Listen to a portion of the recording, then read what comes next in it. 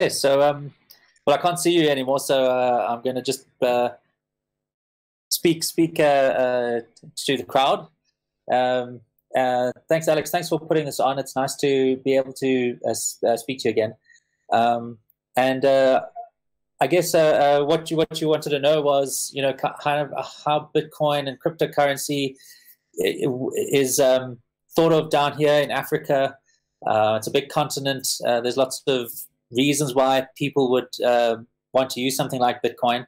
So what I want to do is I want to just take you on, tell you a story, really, explain to you what I've been doing over the last few years, because I've also been involved with Bitcoin since 2011. I had a company before founding Saint B. I founded a company called Banky Moon, and Banky Moon was all about really a blockchain company. And what we were doing was we were trying to find out, how we can use Bitcoin, because at that stage it was just Bitcoin, how we can use it for all these other things other than money. And so I spent a lot of time working with banks and government, central banks, and other industries, other financial industries, and stock exchanges, even media companies and so on, trying to figure out what we can do with blockchain. And of course, over the years, there was so much hype around blockchain. But my first love was always Bitcoin. I've always liked the money aspect of it.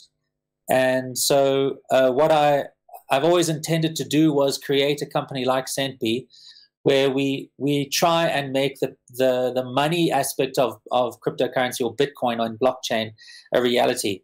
There's obviously been a lot of wallets, a lot of merchant payment systems that have come around, and I've always thought that there was something lacking when it comes to Bitcoin. You always needed to have people who understood all the complexity of Bitcoin, how blocks work and confirmations and addresses and transactions and so on. And so I've always wanted Bitcoin to be something that everybody could use, not just people who are familiar with those concepts or technical people. And so Saint B was something that was always there that I wanted to do. What I'm going to do now is I'm going to tell you a bit about my background, because my background has a strong influence in why I decided to pursue Bitcoin back in the day. And now, 8 years later, have a company like Saint B. And I'm also going to tell you about what we are doing, because what we've been doing in terms of what Saint B has been projecting out there is just a kind of a small part of it, really. We are a company that really wants to make Bitcoin payments a reality. So we spend a lot of time with regulators, because I realized early on that, and this is why for the last at least 6 years I've been working very closely with regulators around Bitcoin. And Bitcoin is never going to work if it is looked at as this system that is outside of government or outside of regulators. When you think about the real world, of course, we have these ideals. We want, everybody, especially, if you're younger, and I'm not talking about 20s, in your 30s, even in your 40s, you want to change the world, and you generally look at the system and you see how many problems there are, and you want to then change that. And I'm like that. That's why I love Bitcoin so much, is because I felt like I could change the system. I could see how the system was wrong, and I wanted to take Bitcoin and change the system. And by changing it, I had that sort of idea, which all of us do, I guess, when you want to change the world, is that revolutionary ideal, where you want to try and get rid of the status quo and completely replace it with something new. And being somebody who was involved with business and so on, I realized that even though that's an ideal that we should appreciate and respect in people, it's very rare that a revolution comes and wipes everything old out and replaces it with something new. And when that does happen, it's often very disruptive. And Bitcoin was something that I think we're all beginning to realize now I guess if you thought about it long enough, is that it's not going to be a revolution like a coup that's going to completely wipe out all the old stuff and replace it with the new. It's going to be something that needs to be a lot more subtle than that. It needs to be something that is not going to wipe out the status quo, but that is going to be embraced by the status quo. And when I say the status quo, I mean the government structures, the regulatory structures that we have around us today. So the only way we can make this work, the only way we can get cryptocurrency, and when I say cryptocurrency, I'm a Bitcoin person. But not just a Bitcoin maximalist. I'm a Bitcoin purist. So I like the original protocol. I think the original protocol is something worth fighting for. I think that the only way we're going to get that adopted and used throughout the world is if we get the regulators and governments and industry to adopt it. Now, I know that sounds, if you are a person who likes the anarchistic side of things, if you are somebody who, like Roger Ver, I'm sure if you know cryptocurrency, you know Roger Ver, he is an anarchist. He hates government, and he wants to get rid of government. That is something that an ideal that he goes for, but that's not going to be realistic. As hard as he fights, he's going to find resistance. And no matter how decentralized Bitcoin is, if he wants Bitcoin to change the world, the only way he's going to get to change it is if the people that he despises most, government and so on, actually get on board. And that's a belief that I've had since the beginning. And that is what is driving me in creating CENTB and the work we're doing with our regulators. I spend a huge amount of time inside central banks and tax authorities, explaining to them that Bitcoin is their best friend. It is something that is transparent. It is something that's going to help them when it comes to auditing businesses and individuals.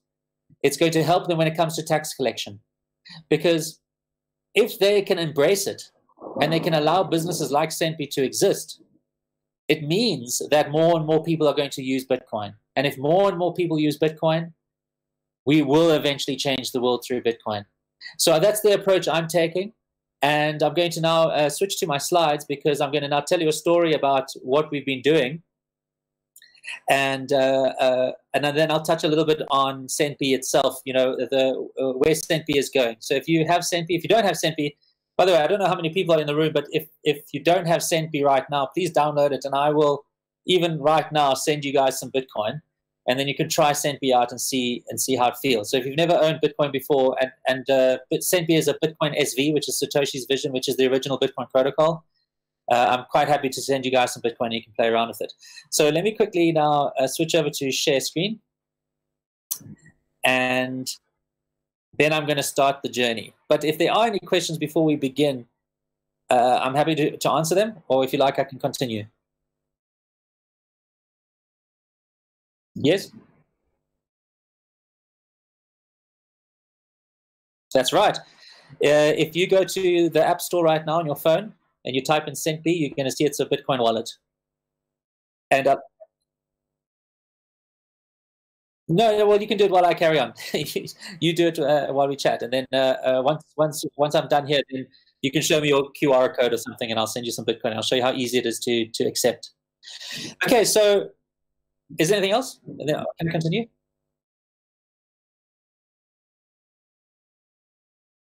Yes, I'm the CEO and founder of CENTB, the company, and yes, I mean, up until I've built it, but I do have a team now, and so I have a team now who are all supporting and building out CENTB and all the products that we are creating, which I will talk about a bit now.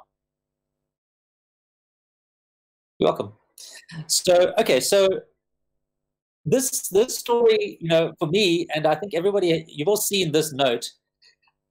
This is from Zimbabwe. I'm actually from Zimbabwe myself. I'm Zimbabwean. So I remember very clearly when Bitcoin, when the Zimbabwe dollar went to nothing, when people were spending huge amounts of money, $100 billion on some eggs. And it was during that time that I became aware and started thinking about money and started thinking about where money comes from. who issues it, what gives it value, how is it possible that a government can create these pieces of paper that can eventually go to nothing. And it was at this point when I really started being concerned and worried about the financial system, the global financial system that we have today, which is called fiat currency. Fiat is just means that governments create money. In the olden days, we used to have gold as money, and banks would hold gold and give you a certificate. That is what gold-backed currency is. Now that we have paper. And when I heard about Bitcoin in 2011, it was just clear to me that this was potentially something that could change money and take it back to what used to be a gold kind of standard, a sound money system. And that's when I realized that I was an Austrian economist. And that is the school of, if you're interested in understanding how economies work, economics is a very interesting thing. There are two systems today, well, major systems apart from communism and so on. Marxism. If you think about financial economics, we have Keynesians who believe that fiat currency is good, and we have the Austrians who think that gold money is good. And I'm certainly on that gold money thing. And if you are a person who likes Bitcoin or is interested in a sound money system, then that's something that will make you interested about Bitcoin. So in Africa, now this is something that's very interesting about Africa, is that mobile money is used everywhere. So mobile money is not bank money. What happens is mobile operators like Vodafone and so on, or at least the African versions of that, one in Kenya is very famous called Safaricom. What people were doing is that they were trading airtime minutes with each other as currency. So what would happen is they would say, I want to buy something for an amount, let's say $1. And the retailer or the merchant would say, all right, give me $1 of airtime, because I know that if somebody wants to come into the store, I can sell them that airtime for $1. So what happened was more and more people started using mobile airtime credits as currency. And then what the mobile telco, the operators did was they said, all right, what we'll do is we won't do airtime anymore. We'll actually create a currency unit on mobile phones, and people will then be able to use that as money. And so there are two very famous big companies in Africa that do mobile money. One is M-Pesa, and the other one is EcoCash. And it's a financial system that operates outside of the banking networks. So you can earn your salary, you can pay your bills, you can pay for your groceries, you can pay your friends, you can do whatever you like with mobile money credits. So this is now, in fact, in Zimbabwe, more than 95% of the transactions in the country go through mobile money. They don't even go through the banking system. And so people in Africa are very used to using mobile money payments, and mobile money that's not linked or that isn't really represented as a fiat currency unit, like a central bank currency. So Africans are very familiar with this concept of, I've got money on my mobile. It's not a bank money, it's mobile money. And so when it comes to something like Bitcoin, it's not a very big jump to go from all the money that they use already on their mobile phones to Bitcoin. And Bitcoin is very obviously better because Bitcoin is global. With M-Pesa, you can't send money to your relative in the next country. In South Africa, which is where I live now, a lot of Zimbabweans come down here, and every month they send a little bit of money home to their family in Zimbabwe, and they can't use M-Pesa to do that. What they have to do is they have to go through all sorts of funny channels. The formal channels will be companies like Western Union, and those companies charge about 15 to 20%. The most used way of sending money cross-border from all these millions of Zimbabweans that live in South Africa is what they do is they put money in envelopes. They give it to a minibus taxi. A minibus taxi is like a van taxi, and those are big in Africa. You know, these vans that, in fact, you can see one in the background there, although that's a bigger van. You get the mini vans. And what they do is they go to the driver and they say, please, can you drive to my wife or my mother in this town? Take this envelope to her. And so the taxi driver will say, okay, fine, but then you have to pay me, 20% of the value. And also what happens is, so now these taxi drivers have big boxes and suitcases full of money. They get to the border, and then very often the money gets found and confiscated. And so it's a very risky way of sending money cross-border. But Africans throughout the continent, and there's a lot of countries in Africa, people are constantly sending money throughout the continent and having to use these informal channels, and it's very expensive and very unsafe. So even though they're used to using mobile money, they have the same restrictions that you would if you were in a bank. They can't use mobile money to cross-border. So Bitcoin, being a global currency with no restrictions, is just something that is now something that when they look at, they say, yes, that's fantastic. And also given Zimbabwe, if you look at Zimbabwe with the hyperinflation, which is happening again, by the way, Zimbabwe is again going through hyperinflation. So can you believe it? 10 years later after the one in 2008, now it's happening again. So they are very mistrustful of their currencies. And so adopting something like Bitcoin for them is, even though Bitcoin has massive volatility, I mean, the price is up and down, that's a volatility they're willing to tolerate. So this is the reality of what it is down here in Africa. And I've been working to try and bring Bitcoin to people. Now, another interesting thing about mobile money is that we're starting to see more and more these QR codes. If you go into any restaurant, any bar, any retailer nowadays, you're going to be able to pay with your mobile phone. So we've got this perfect situation, and it reaches all levels. You can be a large retailer, or you can be a woman on the side of the road who is selling magazines, and you can see that she's got a QR code there. SnapScan is a large company. They're doing quite well here. And you even get guys who look after your car on the side of the road. If you park your car, then what they'll do is they'll look after your car, make sure nobody messes with your car, and you pay them less than $1. But you can pay, you can scan their QR code. So QR codes, mobile money payments, mistrust in currency, it's this recipe that is going to make Bitcoin and whatever other cryptocurrency, but of course I'm a Bitcoin person, so Bitcoin become massive in Africa. And I'm so glad that I live in Africa, because I've been exposed to this, and being somebody who is loves Bitcoin, I've got the best possible continent in the world that will accept it. So it's very a wonderful place if you are a Bitcoin entrepreneur here, because I can just see problems everywhere and solutions for Bitcoin. If you come from Europe, I'm sure it's like this, or if you're in the US or even in Asia, Japan and China, they've got mobile money payments. They've got banks and credit cards and so on, and everything works fine, and so they're happy. But Africa is not like that. We've got huge money problems, and Bitcoin is there to solve it. So what is the work that I've been doing along with Sendpi? I'm going to leave Sendpi out for a bit. One of the things that I was doing before I started Sendpi, I was still building Ban Ki-moon, the blockchain company, is we have a lot of problem when it comes to energy. So there are a lot of rural communities throughout Africa, and electricity is something that it obviously is important.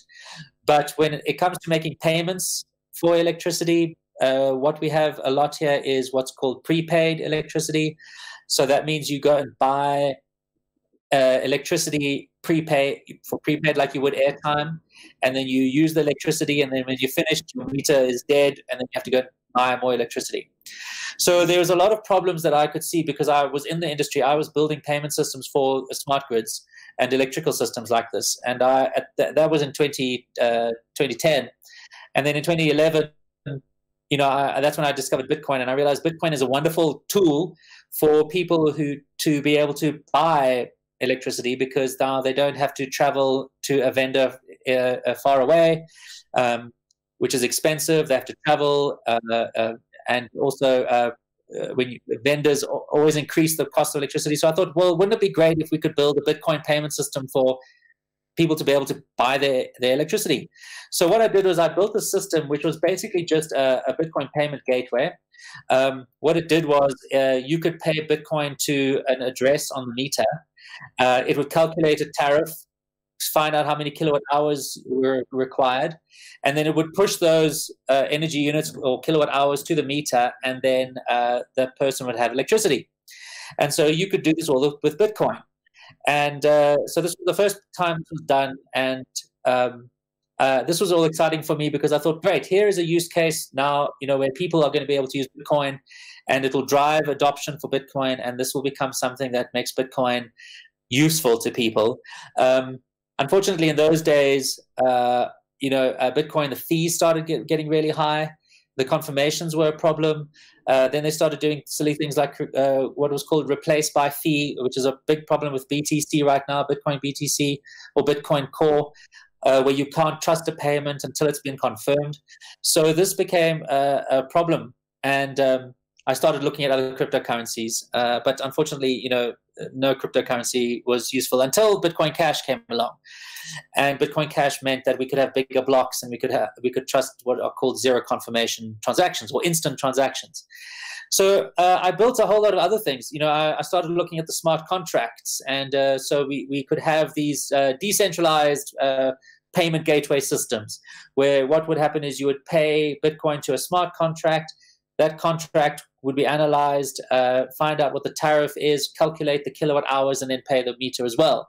So here again was where I was trying to now build a blockchain-based smart contract energy metering systems, and that was fun.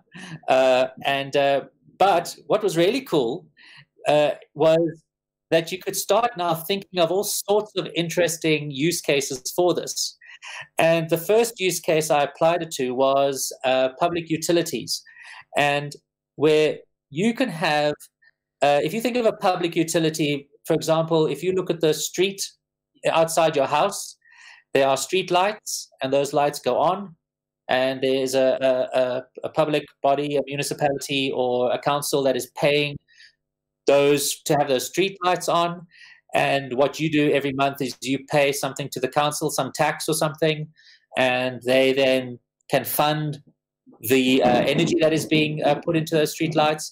But it's a very inefficient system where very often the council is paying for, in this particular example I'm giving you with the streetlights, neighborhoods maybe that don't need it, or there's nobody there or whatever. So it's a very inefficient system. So by using these smart contract payment platforms, what I did was I created these smart contracts where what you could do is you could now have street lights that were outside, and if somebody wanted to have that street light on, they could send small amounts of Bitcoin to that light directly and pay to have it on. Which meant that if you really wanted to have a street light outside your house, you could pay small amounts of money to that lamp, that individual lamp, and power it for your own use and for your own needs. And that meant the council didn't have to now start pumping energy into those streetlights, whether they were required or not. You could pay as you go or pay as you require. And you can start imagining now this idea for all sorts of things, for all sorts of utilities that are inefficiently used. Where, let's say, I was in the energy industry, so I was thinking in terms of energy. But you could start thinking about other use cases where maybe you want to pay for something, and you're willing to pay something small, like something on the order of a few cents for a particular thing. It's very difficult to do it with any other payment system, but Bitcoin allows you to do it because, remember, Bitcoin is cash. It's not a credit card payment that now needs to be verified and so on. If you receive a Bitcoin payment, you've received a Bitcoin payment. If you receive a credit card payment, months later, that payment can be charged back or revoked. And if you've delivered a service, you don't get your money, you lose. So Bitcoin can easily fund these things without there having to be the issue of credit card fraud or payment fraud. So this is the stuff that I was building, prior to building Centbee. And actually, we are using some of this technology within Centbee, because it's not released in Centbee right now, but we are going to be doing exactly the same thing, where you can now pay for things like this with Centbee, and you'll start seeing these value-added services coming along once Centbee is a bit more stable, and works a bit better. We're focusing on the fundamentals right now. So now what's great is that you don't need to be in the location wherever you are, because remember, Bitcoin is global. You can be anywhere you like, and you can fund these types of things. You can turn the lights on in any country wherever you are by sending a Bitcoin payment. And when I was doing this, I was thinking of all these different ideas around this, and obviously from an energy point of view, I was thinking, well, what other ways could we use this idea? You can think of, maybe if you're a student and you're in another country, and your parents are paying for your rent and so on. Maybe you have a bill to pay, and normally what would happen is your parents would send you money. It would take some days, and there would be costs. Well, your parents can now just, in this example, send a Bitcoin payment directly to a meter, let's say, and turn your lights on.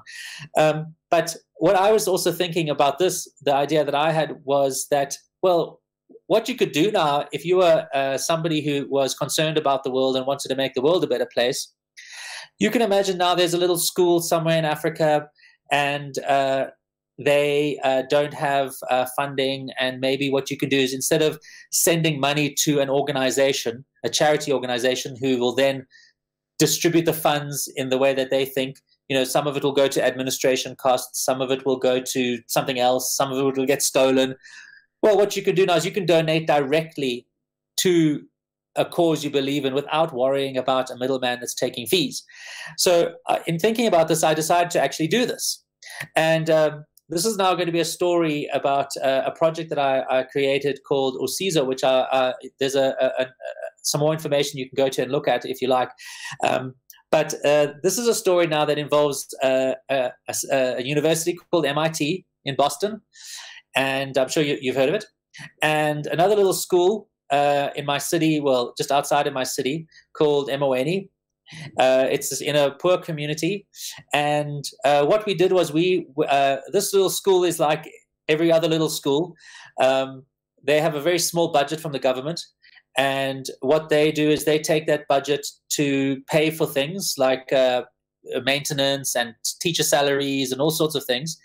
And what I did was I went to the school and I installed a smart meter there, and I hooked it up to my Bitcoin payment system.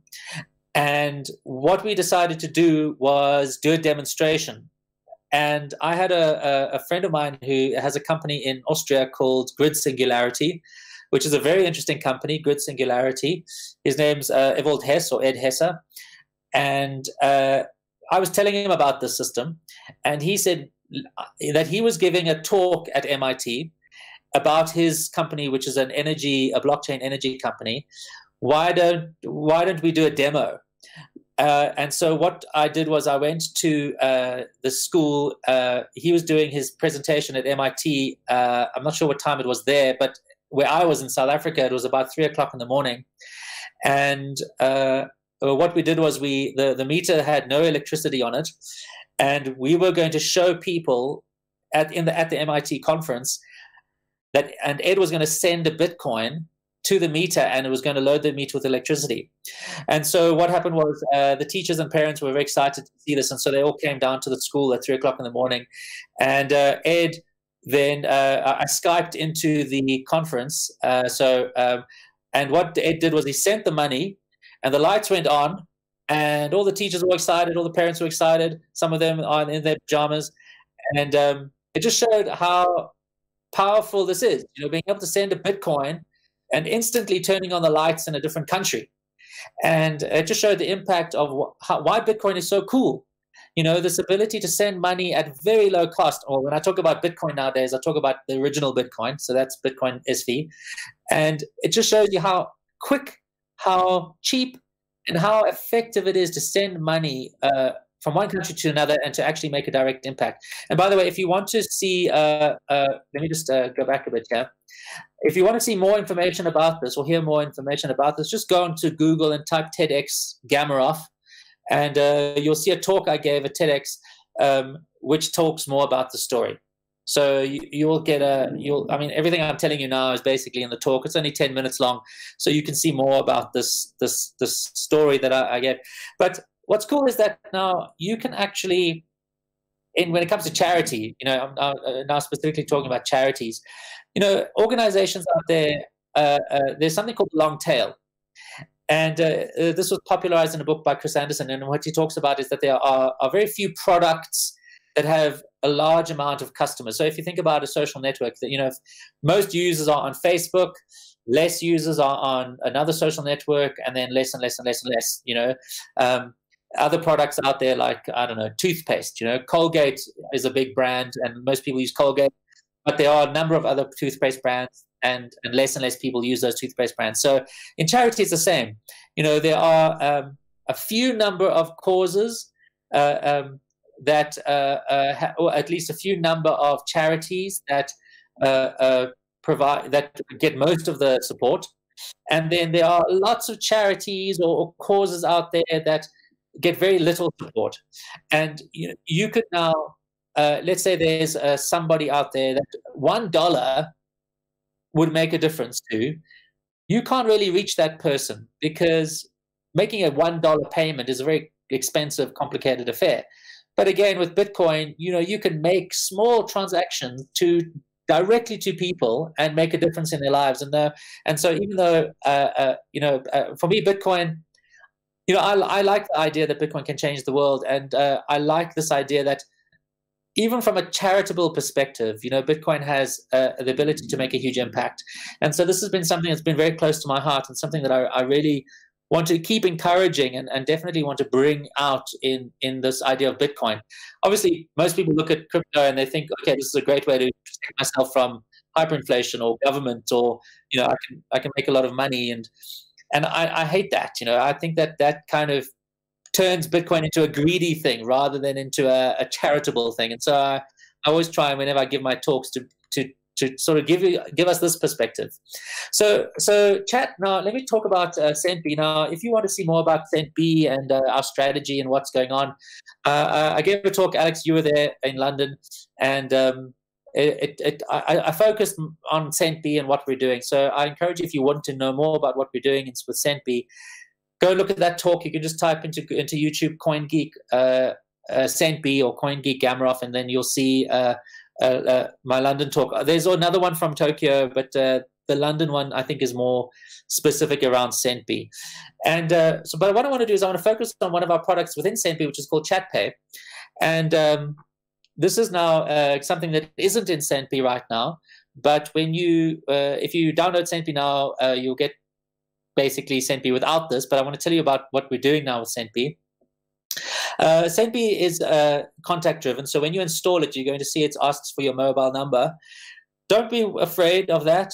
You know, if you think about other social networks, they ask for your mobile number, like WhatsApp or Telegram or even Instagram, and those kinds of social networks want your mobile number. And the reason for that is because, you know, we link to your contacts. So we need to make sure that you own that mobile number. And so when you put in your mobile number, it confirms that you own it by sending you a one-time PIN. But once you've gotten through that process, anybody that is in your phone book that has CentB, and if you have installed CentB now, maybe you can check. Maybe you know somebody in your phone book that does have CentB already.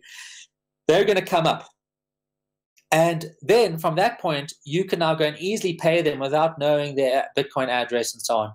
So we really want to make Bitcoin CentB a social network app. We like social networks. We think social networks are strong and powerful, and we want CentB to be a social network. And so we link to your contacts. Now there are other wallets out there. A very good one is called Handcash. They don't use mobile numbers. They use the handle idea. So you can choose a handle, you know, and you can pay to handles. That's very cool, because then you don't need to know somebody's mobile number to pay them. But we use mobile numbers. And ChatPay is a product that was always intending to be in SendBee. If you see SendBee's logo, it's a chat bubble, because we always wanted you to use chat to be able to send money to your friends. And this is how it works. So when this comes out, this is what's going to happen. You'll be able to chat to somebody. So in this case, we've got KG speaking to Michelle, and she says, "Please, can you send me $10?" And KG will then say, "Okay, cool, no problem." And what he will do now is he's got $15, so he will then type in the word "send," and it then recognizes the word "send" as a function. And it'll then prompt him, okay, how much do you want to send? He's going to send $10. And as soon as he just types in $10, boom, the money is sent. So this is now a way that you can now, without having to know about addresses and all that sort of thing, send money in chat. And this is something that SendBee has always, this is the direction we've always been going in. And you're going to see this, we're going to start putting our beta out of this function maybe towards end of February, perhaps. We're still in testing. If you download SendBee now, you're going to see it's different. When you select a contact, it just has an input where you put money in and so on. And like I said, if you've downloaded SendBee right now, I'm happy to send you some Bitcoin and you can see how it works. Now, let me quickly get through this. One of the most difficult things right now is how to get Bitcoin. You know, you might be sitting there and saying, cool, I've got SendBee and I want Bitcoin. Where do I get it from? Now, the only place really you can get it nowadays is by registering on an online exchange. And by doing that, you're going to have to go through some KYC. You're going to have to upload your ID. You're then going to have to EFT money from your bank account into the exchange bank account. That's going to take some time. And then finally, you're going to have a balance on your exchange and you're going to be able to buy Bitcoin. And then you're going to have to understand how the exchange works. You're going to have to understand how, you know, there's a marketplace and there's bids and there's asks and all sorts of stuff. And that's complicated. So sorry, was that a question? Okay, cool. How's the quality, by the way? Has the quality been okay? Good.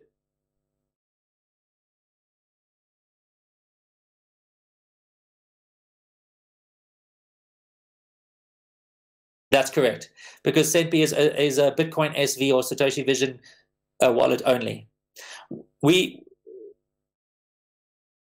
Yes, so that is the original Bitcoin protocol.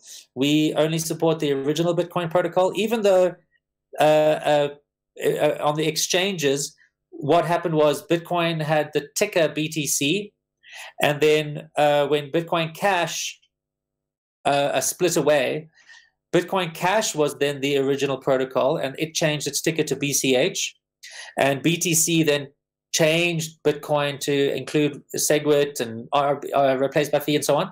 But in the perception is that BTC was the original, because it kept the same ticker as the original Bitcoin, BTC. So that everyone in the world, most people think that that's the original protocol, but it's not. BCH became the original protocol.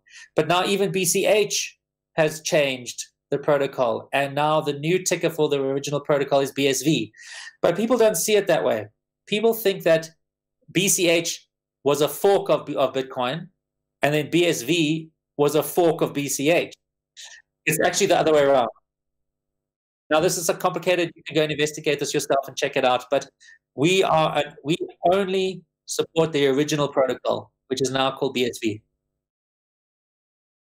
Cool. Okay, so what we thought was, you know, it's very hard to buy Bitcoin. So we know that it is possible to buy digital content with these vouchers. And if you've ever bought an iTunes gift card or a Google Play gift card or an Uber gift card or whatever it is, we felt like that's the best way for people to buy Bitcoin. So what we have is we've got a voucher product where you can go to a retailer, you can hand over your dollars or your euros or whatever it is. You will then get a voucher that you can scan into SendBee, and it will load Bitcoin onto your phone. And we think that that's going to be one of the ways that people can get into the system the easiest without having to worry about exchanges and so on. And we're very excited about rolling this out. We obviously now need to work with local voucher partners, so it's probably going to be a while before we, get to every country. But this might be an opportunity for one of you guys, to figure that out, and then you can sell vouchers in your own country, and we're happy to support that and give you all the information that we've got and the thoughts around that. But this is a business opportunity, to create these vouchers, because they don't have to be SENPI vouchers. They can be your own vouchers. You can do that. Anyway, so another thing we've got is now I was talking a lot about Bitcoin being something that can really solve the problem of cross-border remittance. And in fact, for years, people have been saying that Bitcoin is going to be the best thing when it comes to cross-border remittance because it's so cheap and quick and global. So SENPI does this as well. If you have bought Bitcoin from a voucher, you can then go and take that Bitcoin that is now loaded onto your phone, and you can now go and send it to a relative in a different country. So on the left is South Africa. That's the South African flag. On the right is Zimbabwe. And by using Bitcoin, what we do is we convert it directly into mobile money and load it onto the phone of the recipient. And so then they have the ability to now use their mobile money to purchase things as normal. So we use Bitcoin as the rail to be able to send money, but we know that in other countries there are no payment systems and people don't use Bitcoin. So we convert Bitcoin. And what we're also doing right now is we are building a retail payment system. So you can now go and buy stuff with Bitcoin at the point of sale. And what we're doing is we are building out a whole lot of open source technologies and ideas and methodologies and so on that we can give to the community. Anybody can take this and go and provide merchant payments to their own merchants. We don't want to. This is not going to be proprietary. We're working with nChain to give this free to the community so that you, again, can take this technology and you can become a payment processor and you can earn fees by providing payments to your merchants. So this is going to be to enable the community around the world. So this is kind of, okay, this is just a little bit more. If you want to see more about this, this is just a breakdown on how payments work. It's a very high-level overview. If you want to see more about or hear more about this, you can go and see my CoinGeek Tokyo. Was it Tokyo or Hong Kong? I can't remember. I think it was Hong Kong. You can go and hear more about what we're doing in terms of merchant payments. But that's pretty much it. I think if there's any questions, I'm happy to answer them. I hope that was interesting. And if you have got SENPI, feel free to share the camera, and I will send you some Bitcoin right now. Who's keen?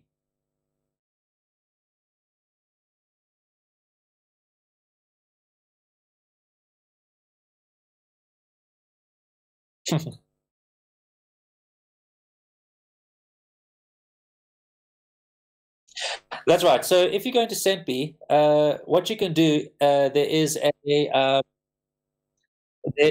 little option at the bottom here called Share SENPI, and that will tweet out SENPI. But also what you can do is in the Receive menu, there is this, which is your QR code. And what you can do is you can take a screenshot of that, and you can tweet it onto Twitter, and you can tag SENPI at SENPI and say, "Hey, I'm using SENPI. What an amazing app!" And then I'll make sure that somebody sends you some Bitcoin, and then you can see what it's like to have Bitcoin. Just go for it.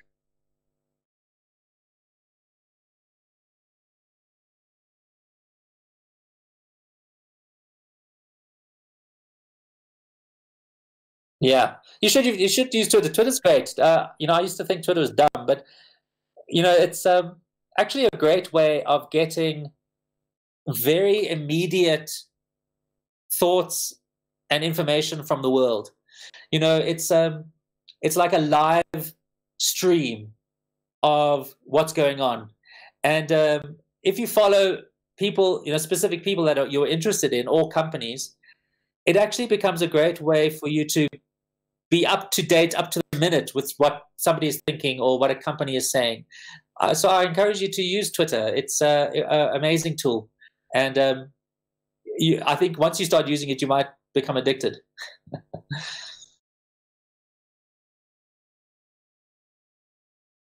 Twitter, it's a social network.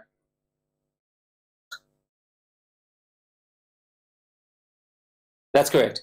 At @SendB. Yes, at @SendB.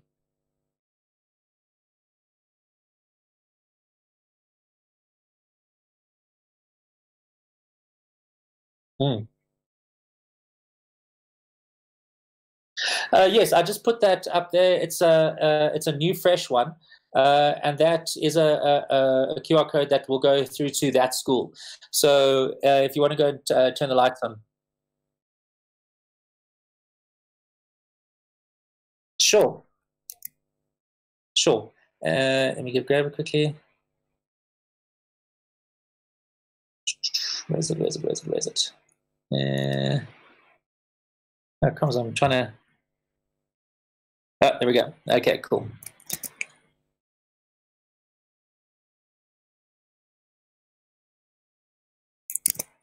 There it is.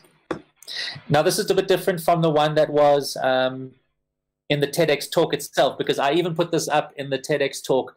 That was an old BTC address, which is still valid, but I can't remember where that goes. So, yeah. Okay, let me see if I can scan. Are you using SendB?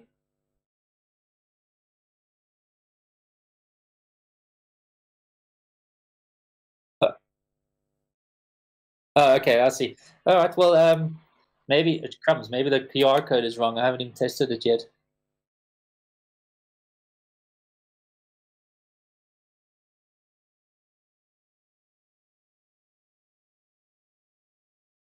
Cool, you got it.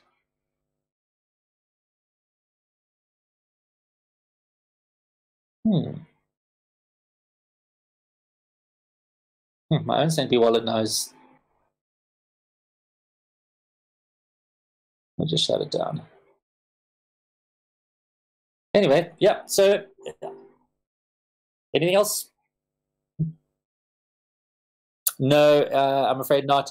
It's proprietary. It's our business. I know that's another thing that Bitcoin is like. They like to have open source tech. You know, to be honest, we aren't really focused on Bitcoin people. We are very interested in people who've never used Bitcoin before, and those people we have found, they they don't have the same thoughts around privacy that Bitcoiners do. They just want a service that works. So we're focused on just providing value. That's our aim, is to, if you want to use Bitcoin, SendB, we're trying to just make it the most convenient. One thing we have found is that, and this was a myth that BTC types have been saying for years, which is again false. The whole idea of being your own bank. Have you ever heard that phrase before? Be your own bank.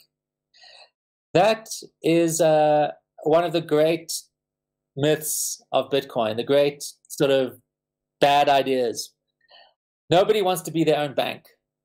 It's kind of like saying you can be your own dentist, or you can be your own, whatever it is. People want to be looked after. People want to be protected. If they forget their password, they want to be able to have you reset it for them. So even though, of course, there are people who are technical and understand these things and are very happy to have their own private keys, that's a very, very small segment of the world. Most people want you to look after them. And right now, SendB, we don't own your keys. You own them. So if you lose your phone and you haven't backed up your key, which you should do if any of you have installed Bitcoin right now, SendB right now, please go through the backup process when you're at home in your own private place. That's what you'll do is you'll write down your own 12 words, and then you will write down your PIN. And if you have your 12 words in your PIN, that's your key, and that's how you can bring back your money at any time. So St. Pete doesn't keep that. So we have no control over your money. We can't lock you out of your money or anything like that. But we have found our users don't want that. They don't want the responsibility. So what we will probably consider further down the line is actually becoming a custodial wallet. Well, having a choice. Either you keep your keys yourself, or you choose for St. Pete to look after them. And most of our users right now, and we've got a lot of users in countries like India and so on, they don't want to look after their keys. So I think what you'll find more and more in the future is that there are going to be more custodial businesses that act like banks. And remember, banks aren't just places to keep your money. Banks do things like give out loans, and so the banking function is not going to go away. That's always going to exist, and banks are probably going to use Bitcoin for that. So being your own bank only works for a very small minority of people on the planet.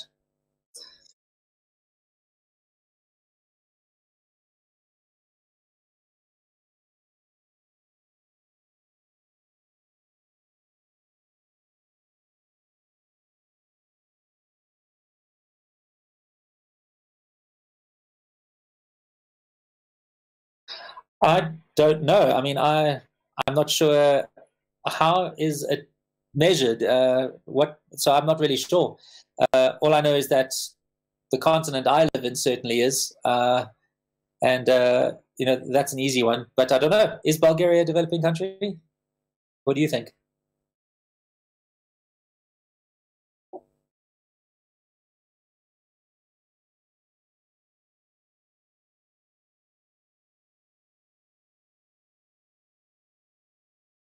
Cool.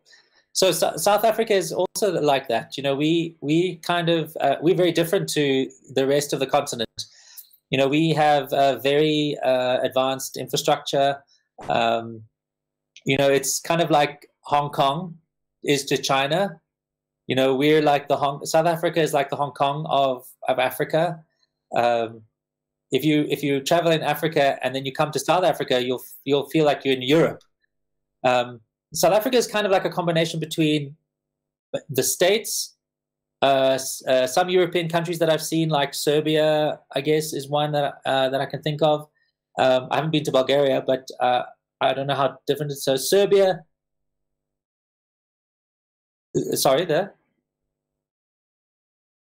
Right, so South Africa is kind of like Serbia meets the States, meets England, meets Africa. It's got a lot of European influence here. Obviously, if you're white in South Africa, you're European descent. And the two dominant European strains are English and Dutch. And although my grandparents came from Latvia, so but you can see how the Dutch English influence is very strong in South Africa, and also because of apartheid. Even though apartheid was bad and it was unfair and so on, the interesting thing about apartheid was that it meant that South Africa had the ability to rapidly grow in terms of economy and infrastructure compared to the rest of the continent.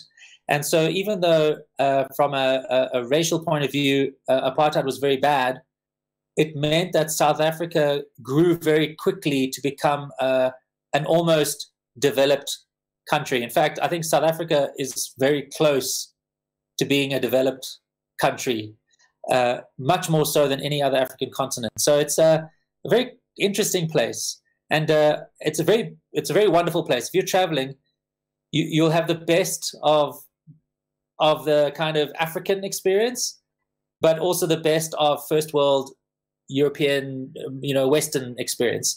So that's why I really like being here. I get to solve African problems, but live in a first world environment.